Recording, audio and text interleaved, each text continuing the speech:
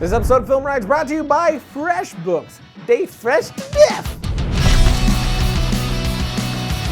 Welcome to FilmRiot Mondays. Me, you, questions, answers. Josh, we don't see him. Waiters. Minus that last thing. Let's do this.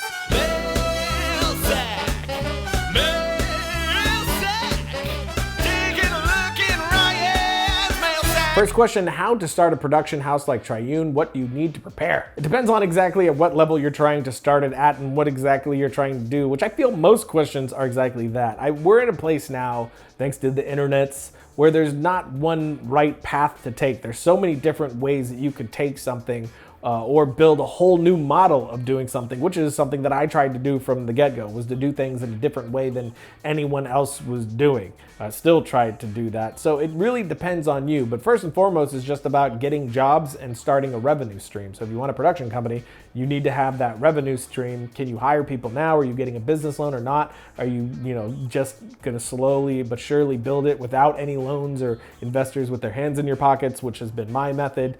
And that's sort of a slow burn situation of getting jobs, using that money to get better gear, get more jobs, and just wash, rinse, repeat. So it really depends on exactly what it is you're out to do.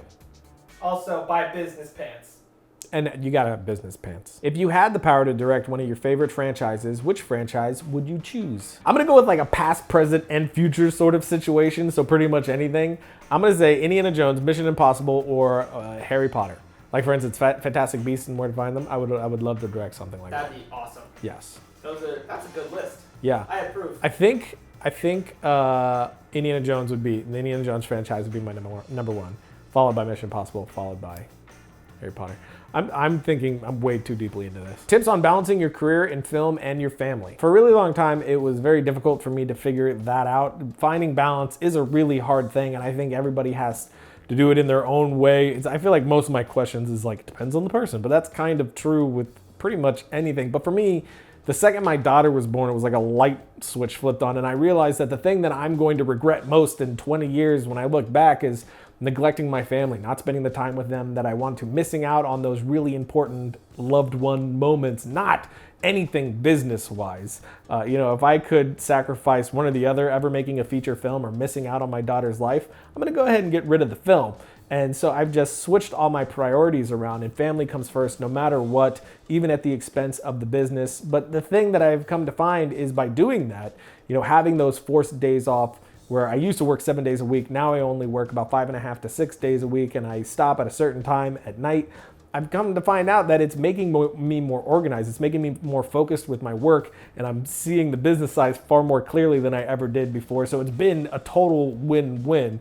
But I think first and foremost, it's just family comes first, and then figure the business stuff out after that. If you create that sort of totem pole of priorities, you'll be all right. How important is it to have the latest updates for your editing software, i.e. Adobe Suite? I'm still on CS3. For me, it's incredibly important. If I'm not on the latest version, it usually is causing me problems in my pipeline because technology is always moving forward, and the software updates are done to stay up with that. So, older versions can't quite work with the format that I'm getting from the camera as well, and I'm not able to collaborate with other people because they're on more recent version than I am. So for me, it's extremely important. If you're okay with it, if it's not affecting your work at all, then you're fine. You can stick with that until you have to move up. I don't think you have to be, jumping from the next version to the other. As long as you're good with what you got, just keep going. What matters most is not the software, not the gear, which we're always preaching. I love gear, I love software, I love it all. But the thing that matters most is the content, the creativity, the story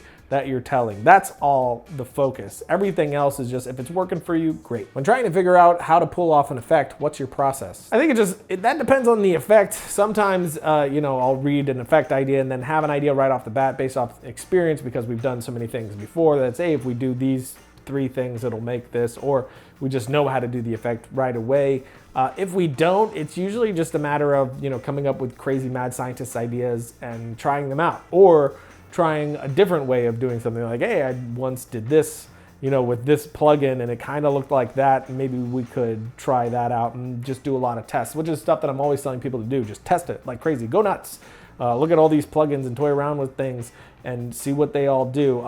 I've spent countless hours just bringing in a video file and going through plugin after plugin, just seeing what each one would do with the image and thinking differently about using that plugin, you know, maybe using it in a different way than anybody else has ever used it to do, you know, something interesting. So if you are working on effects, and if that's what you're asking is how to go about figuring out effects, I would start there. Just start toying around with things and see what each one of them do. That way you have that toolbox of ideas that I'm always talking about. So when you come up with an effect, you already have a starting point. How to get a decent shot in the snow? Should I use diffusion to block the light bouncing off the snow? I'm 4,000% lost with this. The way that I've always done it is just to expose so the snow is not too blown out and then bring up the light on my actors using bounce boards and what have you. And that's always worked really, really well for me. If you need to block the sun off the snow, you definitely can do that. We've shown that in older episodes. Actually, you can check this one out right here with a big diffusion panel. You can do things like that to try to bring the light levels down and, you know, soften everything. But the way that I have always done it is just use some kind of bounce to bring up the light on the actors. Last question, have you ever thought about making a documentary? I love documentaries. I love finding those real stories and figuring out how to construct them. I've done some mini docs in the past. It's a lot of client work where they send you out to kind of capture that story of whatever that is. And I love doing that stuff. I definitely think that we'll do some documentaries in the future. And I mean, to some extent, FilmRiot is often sort of kind of that. But all the ideas that we have for documentaries are kind of like mini series, not so much feature. So in a very long-winded way, yes.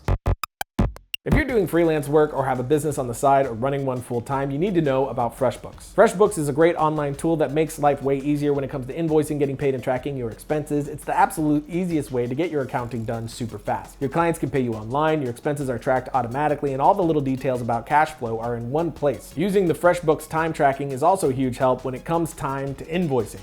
You'll know what you did, when you did it, and who you did it for. And they also launched a new feature that helps you get paid upfront with deposits, helping cover costs of projects up front. You can even see the full history of any invoice so you know whether your client has looked at your invoice or not. So head over to freshbooks.com/FilmRiot and don't forget to enter FilmRiot in the How Did You Hear About Us section.